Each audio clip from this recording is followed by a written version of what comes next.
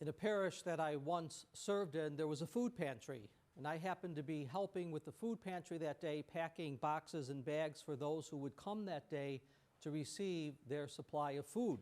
The pantry was now closed. I was locking up the door when a man came slowly hobbling down the walkway. "You all finished?" he said. I said, "Yep, we're closed up for the day, but I need some food."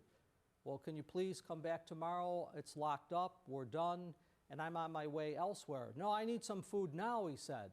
I said, "Sir, could you please come back tomorrow? I'm sorry, we're done for the day." And he looked at me and said, "I thought you were supposed to be Christ. I thought you were supposed to act as Christ." And I was like dumbfounded, but his words hit me like a ton of bricks. And of course, I took out my keys and I opened the door. But those words haunted me because they reminded me of some other words that Jesus once said, "Whatsoever you do to the least." Remember those words? Today we hear about the ascension of Jesus.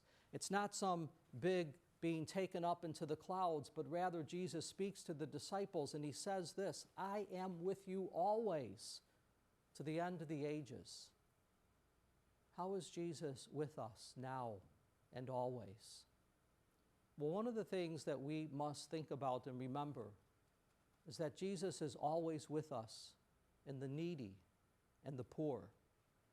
And when we serve the needy and the poor, we serve Jesus. When we ignore the needy and the poor, we ignore Jesus. I still think about that man today. And I share that story because it reminds us maybe we can't all have the means to help those in need. Maybe we don't have the time or the ability, but we can all pray for the church who ministers to the needy and the poor, to those who are in these special ministries or have the means to help others. We can make a difference in what we do and in our prayer. And I share that with you today for this reason. Because when we do that, we are reminded that we continue to be a part of the Paschal mystery that we hear about in the gospel today. I am with you always till the end of the ages. Jesus is with us, especially in those who are in need.